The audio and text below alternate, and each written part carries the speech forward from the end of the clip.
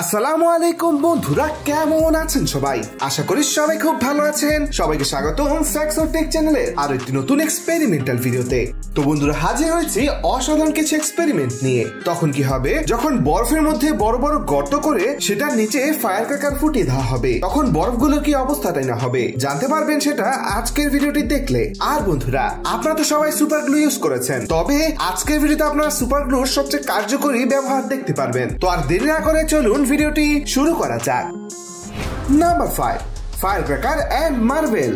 তো বন্ধুরা, আপনারা তো এই ধরনের স্কাই শট অবশ্যই দেখেছেন, আর বিভিন্ন বিয়ের অনুষ্ঠানে আমরা এগুলোকে ফুটিয়ে থাকি। তো বন্ধুরা, তখন কি হবে, যখন এই স্কাই শটের মাথাটিকে খুলে সেটার উপরে অনেকগুলো মার্বেল দিয়ে দেওয়া হবে, তখন যদি সেটাকে ফুটানো হয় তখন ঠিক কি হবে সেটা দেখার জন্য প্রথমেই এমন একটি স্কাই শট নিয়ে নেওয়া হয়। এরপর সেই ফায়ারক্র্যাকারের উপরের মাথাটিকে খুলে সেটার উপরের খালি অংশে অনেকগুলো মার্বেল ঢুকিয়ে দেওয়া হয়। এরপর যখন সেই স্কাই শটটিকে নিচে রেখে আগুন ধরিয়ে অনেক দূরে চলে যাওয়া হয়, তখন তো আপনারা দেখতেই পাচ্ছেন সাথে সাথেই এই ফায়ারক্র্যাকারটি ফুটে যায়, আর উপরে যে মার্বেল গুলো রাখা হয়েছিল সেগুলো অনেক উপরে উঠে যায় এবং চারিদিকে ছড়িয়ে ছিটিয়ে যায়।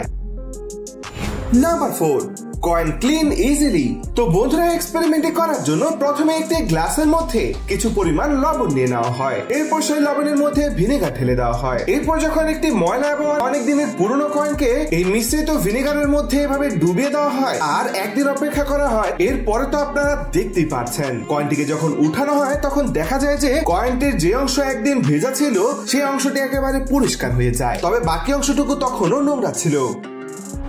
Number 3, super glue and wood powder.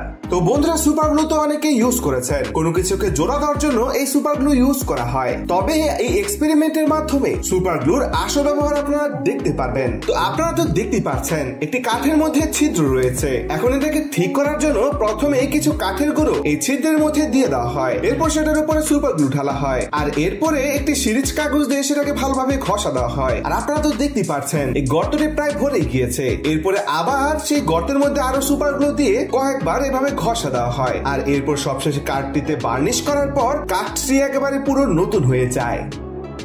এরপরে আরেকটি কাঠ নেওয়া হয় যেটার এক সাইডের কোনা একদিকে ভাঙা ছিল। তো এটাকে ঠিক করার জন্য প্রথমে একটি টেপকে এর সাইডে এভাবে লাগিয়ে দেওয়া হয়।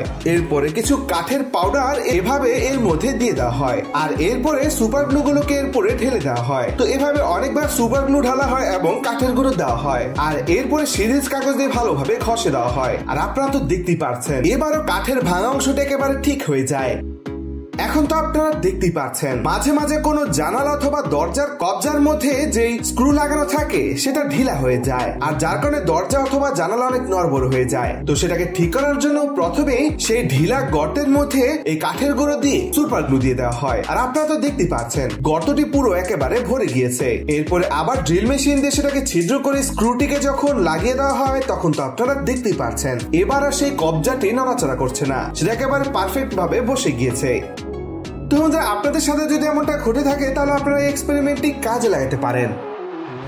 Number 2, egg balance on pipe. তো বন্ধুরা, সাধারণত ডিম গোলাকার হয়ে থাকে, তাই সেটাকে সহজে ব্যালেন্স করা যায় না। তবে আজকের এই এক্সপেরিমেন্টে এমন একটা ট্রিক খাটানো হবে যার মাধ্যমে ডিমকে অনায়াসেই ব্যালেন্স করানো যাবে। তো আপনারা তো দেখতেই পাচ্ছেন প্রথমে এই এক্সপেরিমেন্ট করার জন্য একটি গোলাকার পাইপ নেওয়া হয়। এরপর সেই পাইপের উপরে লবণ ছিটিয়ে দেওয়া হয়, আর এরপরে এক এক করে ডিমগুলোকে এর উপরে দাঁড় করিয়ে দেওয়া হয়। আর আপনারা তো দেখতেই পাচ্ছেন পাইপটি গোল হওয়া সত্ত্বেও, এমনকি ডিমগুলো গোল হওয়া সত্ত্বেও ডিমগুলো অনায়াসে এই পাইপের উপরে খুব সহজেই দাঁড়িয়ে রয়েছিল। নাম্বার 1, ডিপ আইস হোল ভার্সেস ফায়ারক্র্যাকার।